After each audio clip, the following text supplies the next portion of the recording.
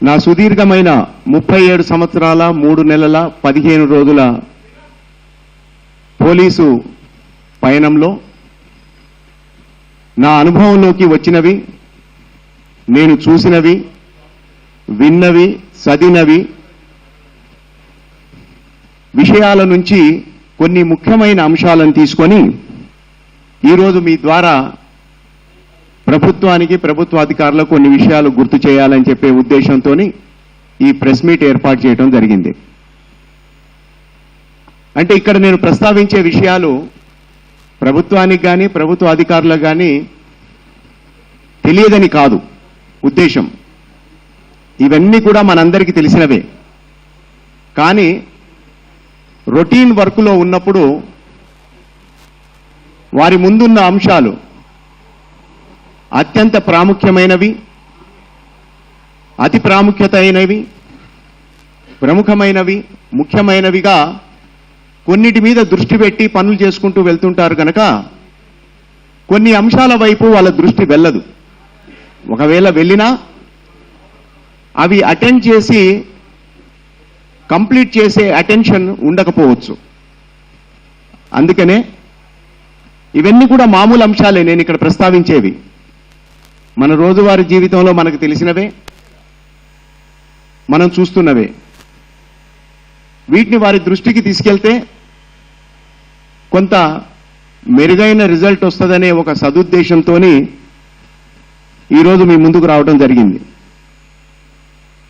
అయితే పోలీసుగా ఎన్నో ప్రెస్ మీట్లు, మీటింగ్లు అటెండ్ చేసి ఉండొచ్చు, కానీ మొదటిసారి ఈ విధంగా ఒక కామన్ మ్యాన్గా, సివిలియన్గా ప్రెస్ మీట్ అటెండ్ చేయటం నా మొట్టమొదటిసారి ఇది.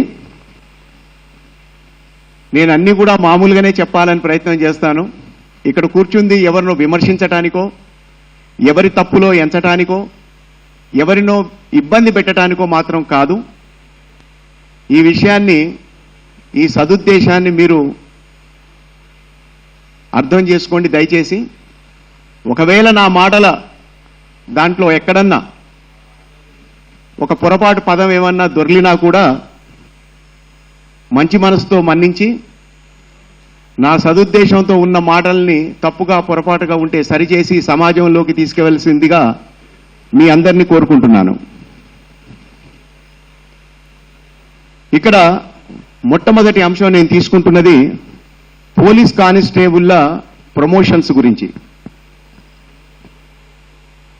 పోలీస్ కానిస్టేబుల్ ప్రమోషన్ అంశం అనేటప్పటికీ ఇది చాలా సంవత్సరాల నుంచి, దాదాపు ఒక 2-3 దశాబ్దాలుగా నలుగుతున్న అంశమే ఇది. మేము కొత్తగా డిపార్ట్మెంట్లోకి వచ్చినప్పుడు 30-35 సంవత్సరాలు అంటే కంప్లీట్గా ఒకటే ర్యాంకులో కానిస్టేబుల్ ఉద్యోగం చేసి పదవి విరమణ చేసే పరిస్థితి. ఈ రోజుల్లో కూడా ఒక కానిస్టేబుల్కు ప్రమోషన్ రావాలి అంటే మినిమం 18 ఇయర్స్ లేదంటే 20-25 ఇయర్స్ కూడా వాళ్లకు ప్రమోషన్ లేకుండా ఒకటే ర్యాంకులో డ్యూటీ కంటిన్యూ చేస్తూ ఉన్నారు. పోలీసుల్లో 4 స్టేజుల్లో రిక్రూట్మెంట్ జరుగుద్ది. ఇది మీ అందరికీ తెలుసు, అయినా ఒకసారి చెప్పదలుచుకున్నాను. కేంద్ర స్థాయిలో యూపీఎస్సీ ఎగ్జామ్స్ పాస్ అయి ఐపీఎస్లుగా ఉద్యోగంలోకి వచ్చే అధికారులు ఉంటారు. ఆ ఐపీఎస్లుగా, ఎస్పీగా వచ్చిన అధికారి రిటైర్ అయ్యే టైం వరకు అడిషనల్ డీజీలుగా పదోన్నతులు పొంది, ఆ పదోన్నతులు కనీసం 4-5 ఉంటాయి.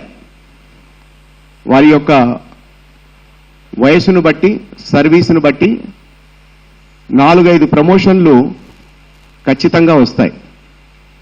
అలాగే రాష్ట్ర స్థాయిలో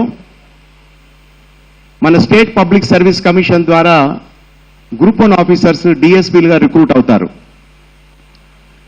ఆ విధంగా డిఎస్పీలుగా రిక్రూట్ అయిన వారు రిటైర్ అయ్యే టైం వరకు మ్యాక్సిమం ఐజీలుగా రిటైర్ అవుతారు. ఎవరికన్నా అవకాశం ఉంటే ఒకరిద్దరు అడిషనల్ డీజీలుగా అయి కూడా రిటైర్ అయ్యే అవకాశం ఉంటుంది. అంటే డిఎస్పీలుగా రిక్రూట్ అయిన అధికారులు రిటైర్ అయ్యే టైం వరకు కనీసం ఒక 5-6 ప్రమోషన్లు తీసుకుంటారు. అంటే డిఎస్పీ నుంచి అడిషనల్ ఎస్పీ నుంచి నాన్ క్యాడర్ ఎస్పీ తర్వాత ఐపీఎస్ కన్ఫర్మ్ అవుద్ది కన్ఫర్డ్ ఎస్పీగా, తర్వాత స్పెషల్ గ్రేడ్ ఎస్పీ, మళ్ళీ డిఐజీ, ఐజీ, ఈ విధంగా ప్రమోషన్స్ ఉంటాయి.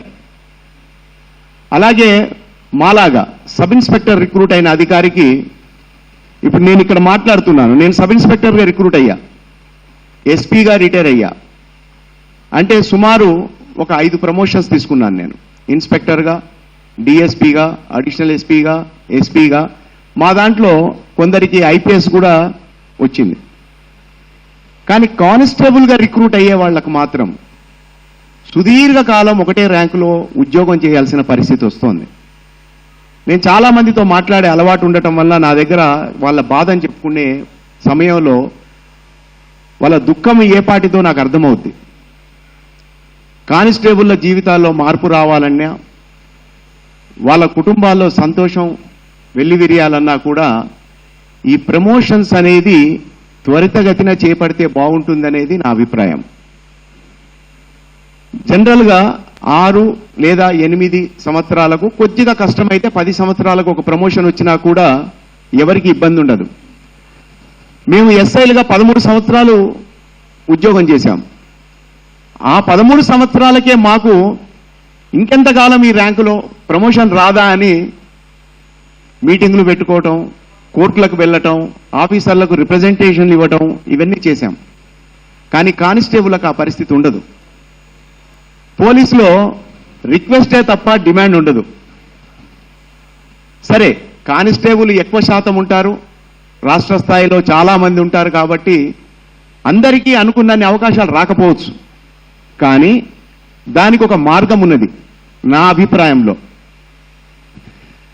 4 స్టేజెస్లో జరిగే రిక్రూట్మెంట్ పోలీసులో: UPSC, state public service commission, SI recruitment and constable.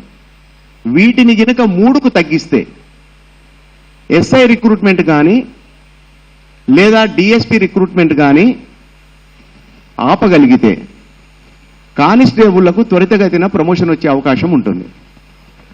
మొన్న ఈ మధ్య ఏఎస్ఐల ప్రమోషన్స్ అంటే పోస్టింగ్స్ ఎక్కువగా పంచి కానిస్టేబుల్ ప్రతి 2-3 కానిస్టేబుల్కు ఒక ఏఎస్ఐ అన్నట్లుగా ఆ మధ్య విన్నాను నేను. కానీ అంతటితో ఈ సమస్య పరిష్కారం కాదనేది నా అభిప్రాయం. కానిస్టేబుల్గా వచ్చిన వాళ్ళు ఏఎస్ఐ దగ్గర ఆగిపోకుండా వాళ్ళు కూడా ఎస్ఐ ఇన్స్పెక్టర్లు కాగలిగితే చాలా బాగుంటుంది. ఒక సమాజంలో ఒక కొత్త అర్థాన్ని మనం పంపించినట్టుంటుంది. ఎందుకంటే మేము ఉద్యోగంలోకి రాకముందు కానిస్టేబుల్గా భర్తీ అయిన వాళ్ళు 4-5 తరగతి చదివిన వాళ్ళు, లేకుంటే చదువు కూడా లేని వాళ్ళు అయి ఉండొచ్చు. తర్వాత గ్రాడ్యుయేట్స్ వచ్చారు. ఇవాళ కానిస్టేబుల్స్గా రిక్రూట్ అవుతున్న వాళ్ళు పోస్ట్ గ్రాడ్యుయేట్స్ ఉన్నారు, బీఎడ్ చేసిన వాళ్ళు ఉన్నారు, చివరికి ఇంజనీరింగ్ గ్రాడ్యుయేట్ కూడా వస్తున్నారు.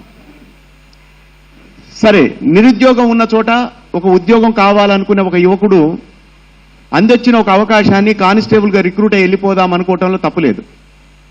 కానీ అలా వచ్చిన వాడు బీటెక్ గ్రాడ్యుయేట్ అయిన తర్వాత అతనికి కానిస్టేబుల్ ఉద్యోగాలు చూసినప్పుడు అతను కొంత నిరాశకు గురై ఇంతకన్నా మంచి ఉద్యోగం వస్తే బాగుంటుందని చెప్పి దానికి ప్రిపేర్ అవుతాడు.